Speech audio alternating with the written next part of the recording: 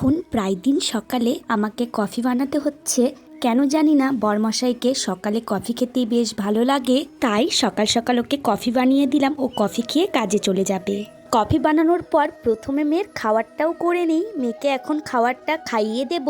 সকাল সকাল মেয়েকে খাইয়ে পরিষ্কার করে দিতে পারলে আমাকে অনেকটাই হালকা মনে হয়। আর এখন বেশিরভাগ দিনই সকাল সকাল স্নানটা করার চেষ্টা করছি। সকালে স্নানটা করলে আমার একটু তাড়াতাড়ি হয়। স্নান করার আগে মেয়ের অনেকগুলো কাপড় কেচে দিয়েছিলাম, সেগুলো এখন মেলে দিচ্ছি। আর এই দিকে গাছটার গোড়াটা যখন থেকে খোঁড়া হয়েছে, আমার মেয়ে তো এই মাটির কাছ থেকে সরেই না।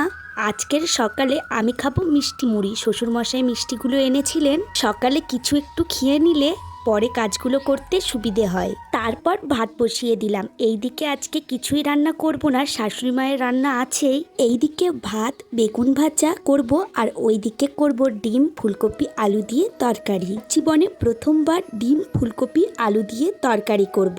আজকে ডিম সিদ্ধ করে রান্না করব না, বরং ডিমটা ভেজে নিয়ে রান্না করব। ডিম সিদ্ধ খেতে আর ভালো লাগছে না। আর আমি কিভাবে ফুলকপি আলু ডিম দিয়ে তরকারিটা রান্না করলাম সেটাও শেয়ার করব। নর্মাল যেই রকম ফুলকপি আলুর তরকারি করি সেই রকমই করব। লাস্টে শুধু ডিমগুলো দিয়ে দেব।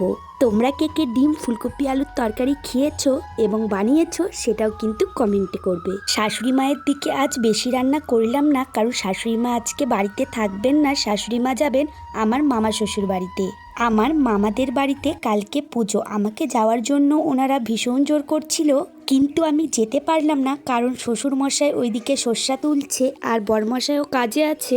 ওরা ভাত খেতে আসবে, ওদেরকে তো রান্না করে দিতে হবে। তাই শাশুড়ি মাকে বললাম তুমি যাও, আমি অন্য সময় যাব। তাই শাশুড়ি মাকে তো পাঠিয়ে দিলাম। আর শাশুড়ি মা আজকে এই ব্যাগটা নিয়েছে, যেই ব্যাগটা আমি মেলা থেকে কিনে এনেছিলাম। শাশুড়ি মায়ের বাবার বাড়িতে এই পুজোটা অনেক দিন ধরেই হয়, কিন্তু শাশুড়ি মা 2-3 বছর ধরে যেতে পারেন না বাড়ির ওই কাজের জন্য। তাই এবার একটু জোর করেই পাঠিয়ে দিলাম। আর এইদিকে আমি ভাত নিয়ে বসে পড়েছি। ভাত খেতে খেতে আমরা কোনো একটা হাসির ভিডিও দেখি। শাশুড়ি মা যেহেতু নেই, শাশুড়ি মায়ের এই দিকটা তাই পরিষ্কার করে মুছে রেখে দিলাম। বাসন কটাও মেজে রেখেছি। কিছুদিন তো এখন আর এগুলো ব্যবহার হবে না, তাই এই দিকটা পরিষ্কার করেই রেখে দিলাম।